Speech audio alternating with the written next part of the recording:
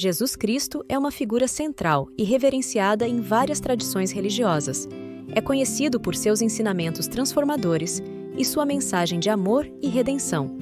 Suas palavras, registradas nos Evangelhos do Novo Testamento, continuam a inspirar seguidores ao redor do mundo, independentemente de credo, pela mensagem universal de compaixão, perdão e esperança.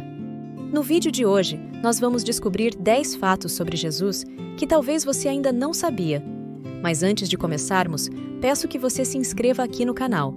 É só clicar no botão abaixo, inscrever-se, e ativar o sininho ao lado para receber todas as notificações sempre que eu colocar um vídeo novo. Então, vamos conhecer um pouquinho mais sobre Jesus? Fato 1. Por que Jesus Cristo é também chamado Jesus de Nazaré? Jesus nasceu em Belém, mas, após o retorno de sua família do Egito, onde haviam ido para escapar da perseguição do rei Herodes, estabeleceram-se em Nazaré.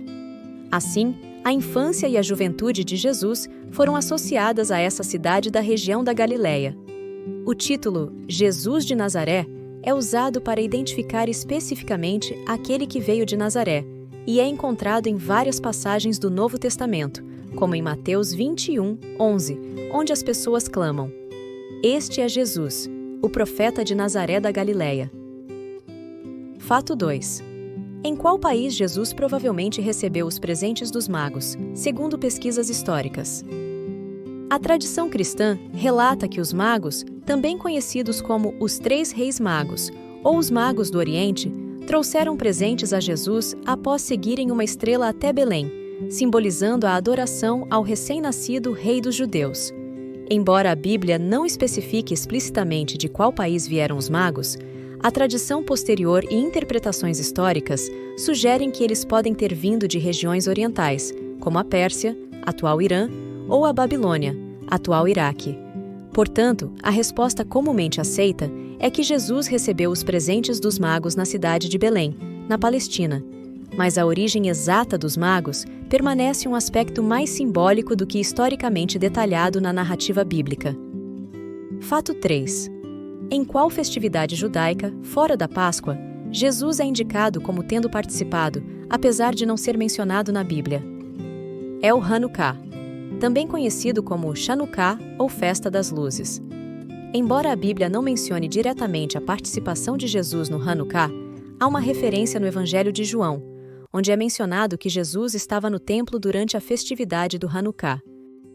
O versículo diz: "Depois, em Jerusalém, era o Hanukkah e era inverno, e Jesus andava passeando no templo, no pórtico de Salomão." O Hanukkah comemora a rededicação do templo em Jerusalém e a vitória dos Macabeus sobre os Seleucidas, sendo uma festividade significativa no judaísmo. Fato 4. Quem foi o rei romano no poder durante o nascimento de Jesus?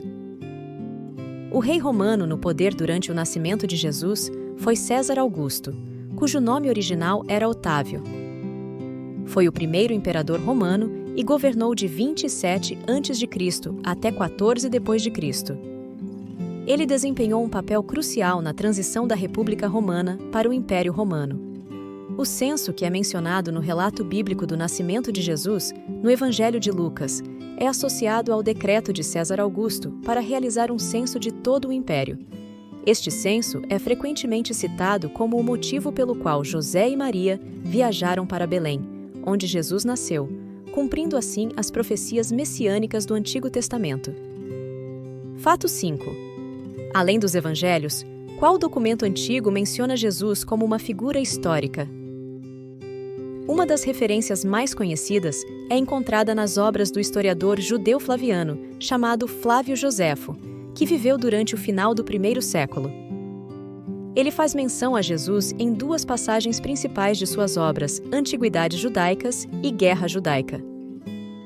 Além de Joséfo, há menções a Jesus em escritos de Tácito, um historiador romano, em sua obra Anais, datada aproximadamente do início do segundo século. Essas referências são breves, mas ajudam a corroborar a presença de Jesus na consciência histórica. Fato 6. Quais as línguas Jesus poderia falar e entender, sendo uma figura histórica na Palestina do primeiro século? Durante o período em que Jesus viveu, várias línguas eram comumente faladas na Palestina e poderiam ter sido compreendidas por ele. As principais línguas na região incluíam o aramaico, língua vernácula da população local, o hebraico, usado para propósitos religiosos e cerimoniais, especialmente nas sinagogas e nas escrituras sagradas, o grego, língua franca do comércio e interações culturais na região. Embora seja menos provável que Jesus tenha falado grego cotidianamente, é possível que ele pudesse entender algumas expressões em grego. O latim, língua oficial do Império Romano, mas não era amplamente falado na Palestina. No entanto, em interações com autoridades romanas, Jesus poderia ter encontrado o latim. A compreensão exata de quantas línguas Jesus falava é incerta, e a ênfase em aramaico como sua língua principal é comum. A diversidade linguística na região, devido a influências culturais e históricas, permitiria a uma pessoa educada como Jesus entender e comunicar-se em várias línguas, pelo menos em certa medida. Fato 7. Como as narrativas sobre a vida de Jesus são interpretadas em diferentes tradições religiosas e culturas além do cristianismo. No Islã, Jesus, conhecido como Isa em árabe, é reconhecido como um dos profetas mais importantes, mas não como o Filho de Deus. Ele é considerado um mensageiro divino que transmitiu a mensagem de Deus, e sua vida e ensinamentos são honrados no Alcorão. Jesus é geralmente visto como uma figura histórica em algumas correntes do judaísmo, mas não como o Messias. A interpretação varia, e algumas vertentes judaicas podem enfatizar mais o contexto histórico e social de Jesus. Em algumas interpretações hindus, Jesus pode ser considerado um avatar, encarnação divina, ou um sábio iluminado. Essas interpretações variam, pois o hinduísmo é diversificado e cada escola de pensamento tem suas próprias nuances. O budismo, em sua diversidade, pode ter interpretações variadas de Jesus. Alguns podem vê-lo como um mestre espiritual ou um ser iluminado, enquanto outros podem simplesmente reconhecê-lo como uma figura histórica, sem uma conexão direta com suas crenças. Diversos movimentos espirituais modernos podem reinterpretar Jesus de maneiras únicas, integrando seus ensinamentos em sistemas de crença mais amplos ou vendo-o como um guia espiritual. Em especial, o Espiritismo segue a moral cristã e tem Jesus como guia e modelo para a humanidade.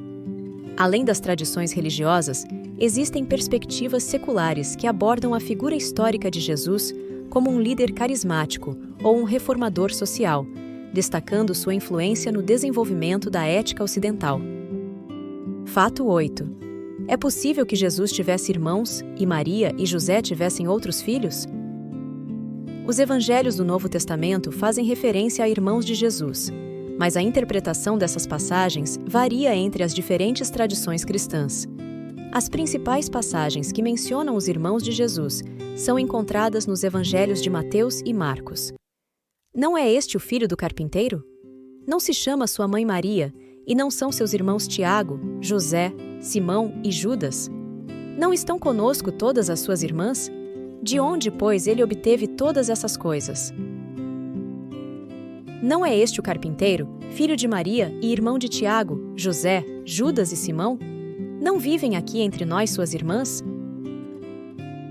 A palavra usada nos textos gregos para irmãos é adelphoi, que pode ser interpretada tanto como irmãos biológicos, quanto como parentes ou membros de uma comunidade mais ampla. As tradições cristãs têm abordagens diferentes para explicar essa referência a irmãos de Jesus. Não há consenso unânime sobre se Jesus teve irmãos biológicos ou se a referência se aplica a parentes mais amplos. Fato 9. Qual é o possível significado do termo tartaruga mencionado em alguns textos antigos associados a Jesus? O termo tartaruga é frequentemente relacionado ao manto ou à veste que Jesus vestia. O uso desse termo está ligado a uma tradição específica que se refere a uma vestimenta que cobre e envolve o corpo.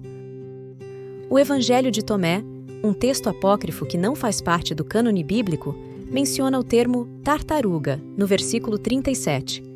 A passagem é geralmente traduzida como: seja aquele que não nasceu de mulher a cada vez que alguém disser a respeito da tartaruga, ela carregou suas cascas.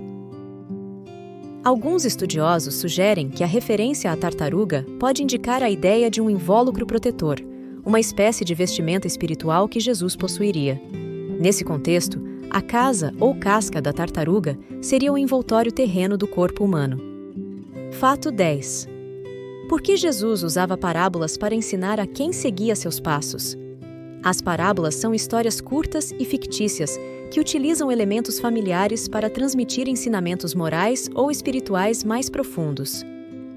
Elas continham elementos do cotidiano, como agricultura, pesca, família e relações sociais. Essa abordagem tornava os ensinamentos acessíveis e compreensíveis para uma ampla gama de pessoas, independentemente de sua educação ou status social. Elas eram cativantes e envolventes, com o uso de narrativas vívidas que facilitavam a memorização dos ensinamentos, permitindo que as pessoas recordassem as lições por meio das histórias contadas por Jesus. As parábolas não apenas comunicavam uma mensagem, mas também provocavam o autoexame e a reflexão pessoal. Permitiam que as pessoas chegassem às conclusões por si mesmas, incentivando a autodescoberta. Por meio de histórias simples, Jesus transmitia ensinamentos profundos sobre o reino de Deus, a moralidade e a natureza divina. Essa abordagem permitia que tanto crianças quanto adultos compreendessem a essência dos ensinamentos. E chegamos ao fim do vídeo de hoje, agradecendo a Jesus pela oportunidade de compartilhar seus ensinamentos aqui. Se você gostou, curta e compartilhe com os amigos. Até a próxima!